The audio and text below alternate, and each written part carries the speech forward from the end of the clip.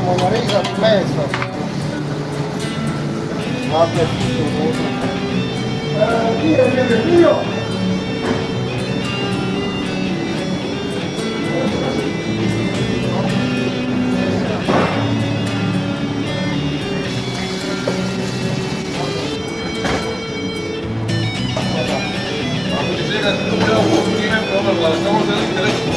To smo dogovoriti, a čekaj.